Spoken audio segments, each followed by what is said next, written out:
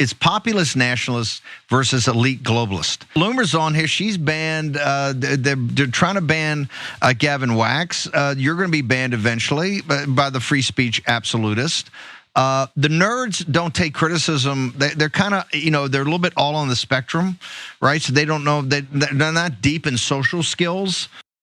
So that is Steve Bannon joining into the, I thought it was already going, the civil war on the right, but it seems to be expanding even throughout today between like the longtime MAGA hardcore base and then some of the newer MAGA, the techie billionaire MAGA.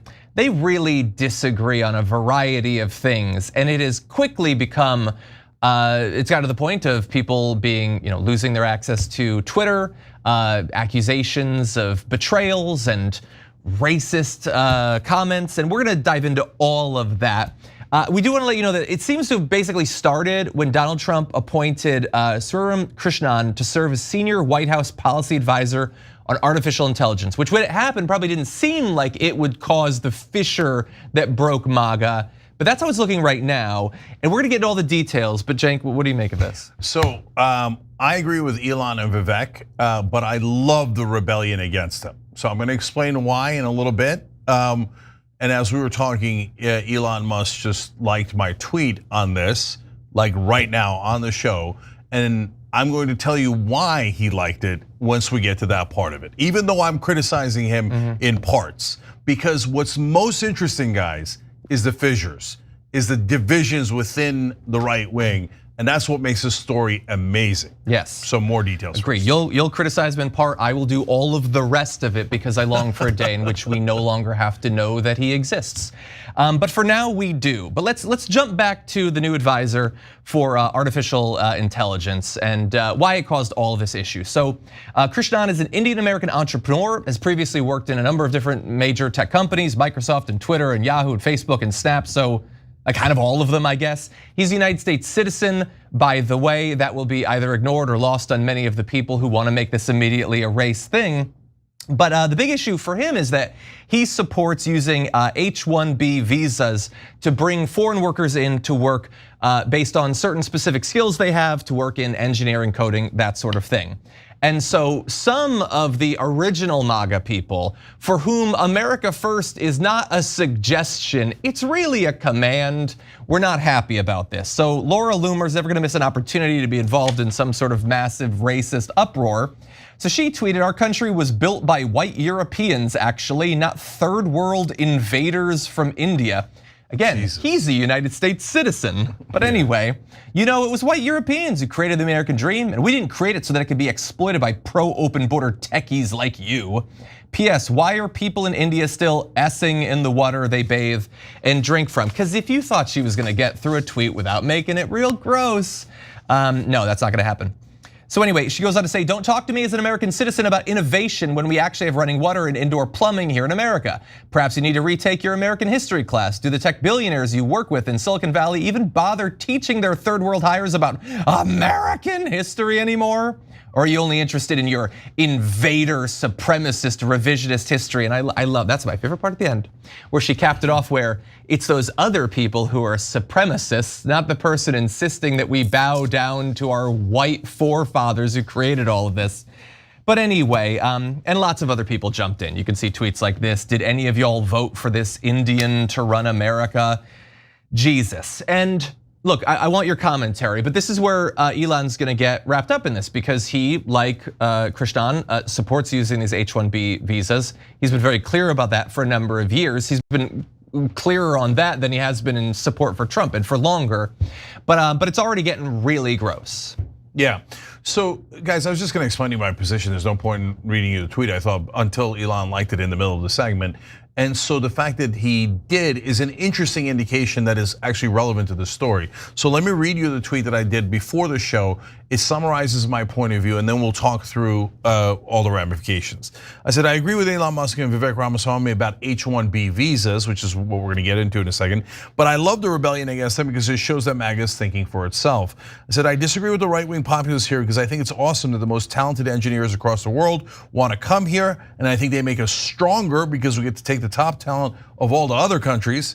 That's a great advantage of being America. We shouldn't throw that away. But this fight shows that MAGA is not a monolith, and that's a great thing.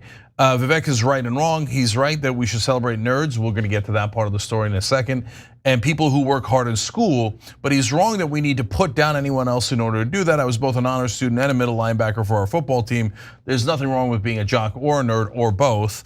And I said, I can't stand Laura Loomer, and I think her comments about Indians are awful, but I also don't think she should be punished for her comments blocked or unverified, which is another part of the story we're gonna get to. Let the marketplace of ideas sort this out. The forces for good don't need censors to help us. And so, since Elon is being accused of censoring Laura Loomer, the fact that he liked that tweet is interesting, right? It might be lost on him. I don't know. I don't think he's as intelligent as people think he is, but. Okay, that's, look, everything's a possibility, right? And so let me get to the core why I love all of this. Because guys, in the bad old days, whether it was Mitch McConnell as the leader of the Republican Party, or George W. Bush or Dick Cheney, or Donald Trump in his first term, they would just give an order and all the Republicans would go, yes, sir, right? And now orders are given and people go, maybe, sir, but maybe not. And then we get into this giant messy fight. That is way better than one person gives an order, one person is completely in charge, and everybody is in a cult and they do exactly what they're told, right? So this particular fight is already instantly ugly. And so I've been talking about left-wing populism and right-wing populism and how we agree on maybe about 40% of stuff, anti-war, anti-corruption, etc. But there's 60% we don't agree with. This is among the 60% we don't agree with, because there's nothing wrong with H-1B visas. Look, again, here, I'm gonna turn to Ramesh now, because Ramesh, some folks are saying, no, there is something wrong with H-1B visas. It's being applied wrong. It's maybe not a bad idea overall, but it allows people, the tech companies, to hire people for less money, et cetera. What's your take on that? Well, several different things. First, very, very troubled, and something that has to be broken down, how those driving tech have turned more and more to the right and to become MAGA supporters. And I know you all have been covering that, but there's a lot to get into there. And second, sort of somewhat shamefully for me, as a child of H-1B visa parents, and as someone who's South Asian and Indian American myself, it's sad for me to see fellow Indian Americans embrace and cozy up to this, to Trump, and the Trump administration, which still is pretty open about its racism. That said, the H-1B visa was one of the major fuels by which the US economy was able to boom, because of its ability to attract high skill workers from other parts of the world, particularly parts of South Asia, East Asia, and so on. However, as we know quite well, our economy is sick. It's infected, it's not well, it's diseased, right? And so there's always going to be this kind of clash or this tension between people saying, wait a second, the reason we elected you, and this is the vast majority, I would say, or majority of many of people who voted for Trump, is because the economy is sick for middle and working class people. So I think what, Elon and Vivek, I'm not a big fan necessarily of both of them on many different levels. I think they're both recognizing that the only way the US economy will continue to thrive in its incredibly unequal and unjust ways, which is behind Trump's election, is by expanding this program. And that's gonna bring out racist responses like what you had read out. But at the end of the day, Trump and all these folks running this administration, Vivek, Elon, et cetera, are gonna have to show whether they can deliver for the middle and working classes, for the so-called MAGA base, which is mainly working and middle class. And we've seen next to no evidence that they could do so from the first administration, where Trump passed the biggest tax cut for billionaires in the history of our country. And I don't see much evidence of this now, even though I'm happy about the labor secretary, though the National Labor Relations Board was scuttered. So I'm just getting at the point here that these flashpoints of elitism relative to populism are showing up now within this new emerging administration, because really there's not really a better adjective or characterization of people like Ramaswamy and Musk other than the word elite. Yeah. And I'm gonna briefly criticize Elon, but then I wanna give you what Vivek is talking about, because he gets more into sort of the cultural side of why they think they can't turn to American workers or don't want to, and then we can criticize him. I'm in a weird position where I guess technically I agree with him in that I don't have any problem with H-1B visas. I don't think we're being invaded when talented engineers or coders want to come and work here. That's consistent with my view on basically most forms of immigration. It's not consistent, by the way, with how Elon Musk and Vivek Ramaswamy talk and think about most immigrants. They seem to acknowledge that we can be enriched economically, culturally, technologically, with these certain migrants, but they don't seem to acknowledge that at every other rung of the economic ladder, migrants coming in make our country stronger. And I wish that they could be a little more consistent about that. I also worry that some of this is about exploitation, that Elon Musk, we know how he treats his workers. He seems to despise humans as a necessary evil. I think he sees some of these people that he brings in as more exploitable. You acknowledge that they might be able to be paid less. They might also be able to be worked far harder at threat of being deported. We know how he works the few remaining engineers at Twitter and all that. And he constantly talks about, it's not just that Americans aren't talented enough, they're not motivated enough. They won't sleep, 5 nights in a row at the Twitter headquarters or whatever, like maybe he wants to. And so I'm a little bit worried that there's an undercurrent of exploitation to this, but I guess ostensibly we agree. Let me just say 2 quick things about that, John. One, I love your defense of immigrants overall, right? It's not just the high paid ones, the high skilled ones, et cetera. I mean, look, if we're keeping it real and you want to be more specific, I would give credit to all the immigrants from all the different nations, but Mexican immigrants built this country in so many ways. And we, instead of thanking them, we've lambasted them over and over again and try to drive them out. So in Latin American immigrants overall. So, but look at this. This is and then it puts the right wing to a test in a different way, which is I thought you said you guys said you were against undocumented immigrants. Because now all of a sudden it looks like you're against all immigrants. Because H-1B is perfectly legal way of getting a visa to this country. So let's be clear about it. Undocumented immigrants is a different category, but documented immigrants, I'm 100% in favor of in this country, and I think we should have more, not less. But I like that they're finally realizing, yeah, Elon and Vivek are part of the elites. Now, just because you're an elite doesn't mean you're wrong about everything or that you're a bad person. I just agreed with Elon and Vivek on the H-1B visas, right? But I like that the right wing's going, oh, right, we have elites too. To which I say, of course, yeah. Elon was the #1 donor to Donald Trump, gave him over $250 million.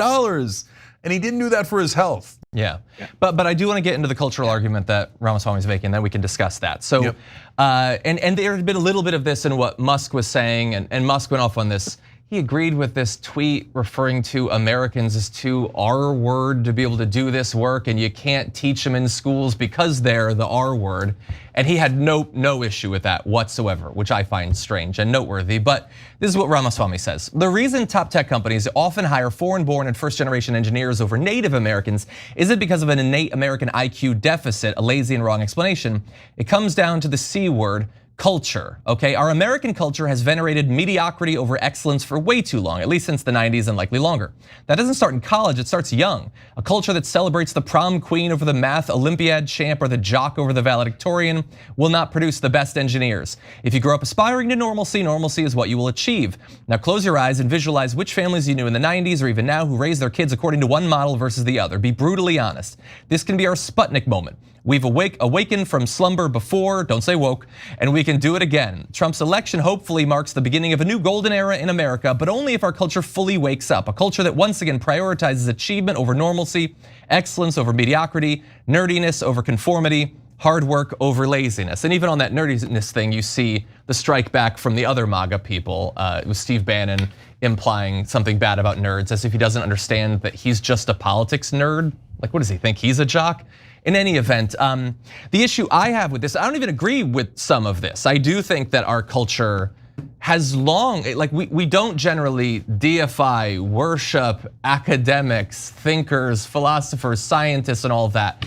But I would also say that if you're gonna be like doing a dissection of where our culture turned away from those sorts of heroes, or even just accepting them, like, do they know which party they're supporting? Do they know what Fox News has spent the last 3 decades doing? Do they know how implicitly anti-intellectual Donald Trump himself is, his circle is? They're the ones who've demonized not even just higher education anymore. It started with grad school.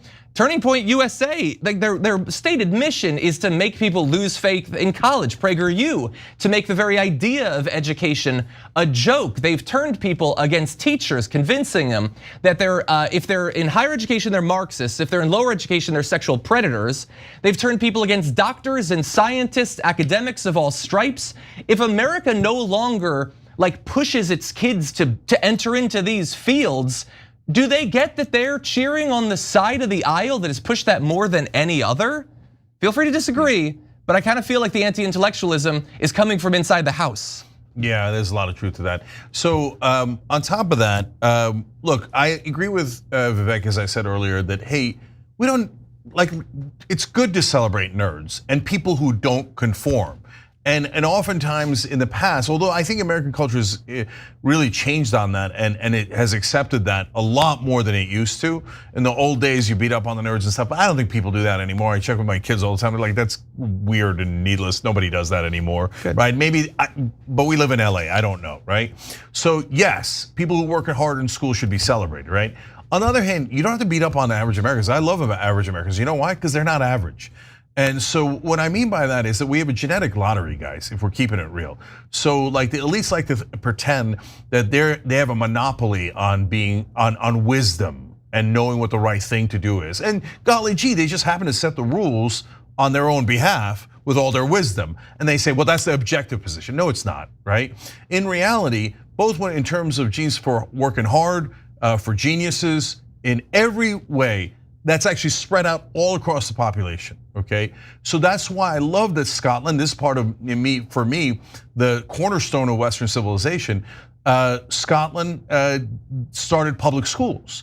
And once they did, all of a sudden, a whole bunch of geniuses popped up in Scotland, including Adam Smith, who wrote about capitalism. Why? Because the geniuses were always there, they just didn't have an opportunity.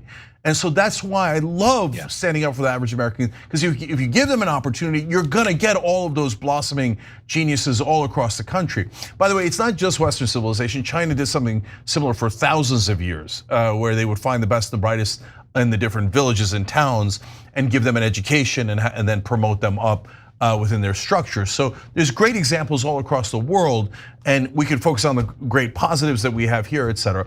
But guys, back to the H-1B visas and that idea of a culture that is hungry and wants to perform. There's one thing Elon's right about for sure. In a different tweet, he analogized this to a team. And I thought that was a pretty good analogy, because if you're in the NBA and you say, no, I don't want the best players from across the world, you're gonna turn down Jokic, you're gonna turn down the Greek Freak, you're gonna turn out literally the best players in the NBA. There's also amazing American players in the NBA, but why would you limit yourself and your talent? And in the case of H-1B visas or other immigrants that are coming in that way, these are not just the brightest, they're the hardest working. In fact, we're being unfair to the rest of the world because we're taking their top talent and bringing them here. But you get to be unfair like that when you set up an awesome country and they want to come here. Now let me say to the right wing, take the win. Take the win. If all the greatest talent in the countries in the world is coming here because they love this country, that's a huge win for us. But that doesn't mean you give up on Americans that are here. Let's emphasize working hard in school. Let's emphasize achievement, but not at the expense of others. Ramesh. Yeah, I want to just share one quick thing, which is just very personal. My parents came to the US with H-1B visas, as I mentioned. They came to pursue education, and that's why we were able to grow up, relatively middle class with the ability to be able to live in a place with decent public schools, the ability to afford health insurance because of my father's employment, and so on.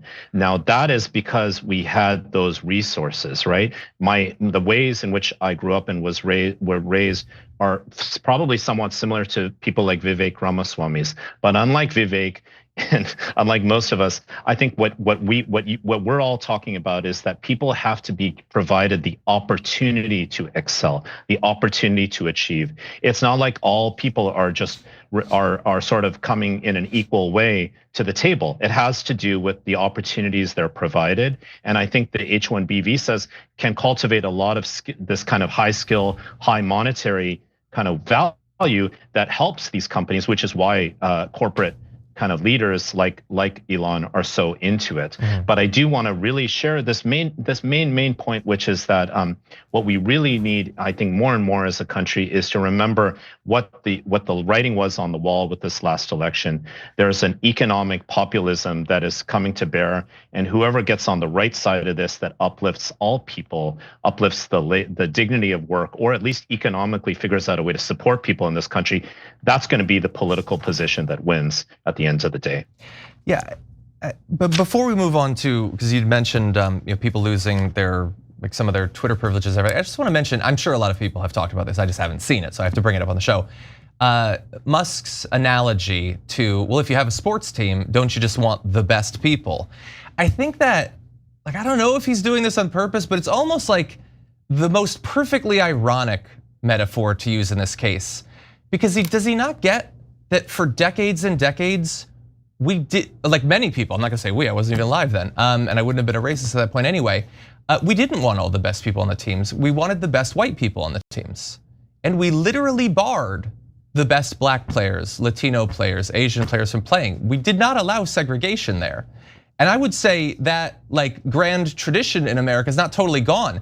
You could be the most badass possible gay soldier. They want to kick your ass out of the military. We as a culture have been shooting ourselves in the foot based on hierarchy and identity politics as long as we've been a culture to protect our own tiny little fiefdom where we've carved up all the demographics, and this is the one I'm in, and I'm gonna put that on top. And I don't care if we'd collectively be better if we had a black point guard or whatever. I don't want him there because he's black. Does he get that that's what our culture was up until not that long ago? And now we see that creeping back in. They want to ban people from participating, not because we'll be stronger as a result, but despite that, they don't care. It's frustrating that seems to be lost in this. And that's also the culture he grew up in South Africa within. Remember, he grew up in apartheid South Africa. Right? Yeah. Look, but America did get better, but John's right. I mean, it's comical. There's that great game where Kentucky plays this all-black team, and they think, oh, what a joke, right? And the all-black team just destroys them, and then people are like, whoa, black people can play basketball. It was just hilarious, right? And so in a similar way, oh, it turns out the rest of the world has amazing engineers. But guys, the one thing that the right-wing populists are right about it is, and I have a friend who's an engineer and started his own company, et cetera, went to great schools, and he said, you know what, they lied to us. It turns out if you want to make money, you should have gone into finance, period, right? They told us, be an engineer, you'll make a good living and stuff. And it's actually pretty hard to make a really good living as an engineer. And so wouldn't it be amazing if we actually raised the salaries of engineers, because engineers literally built this place.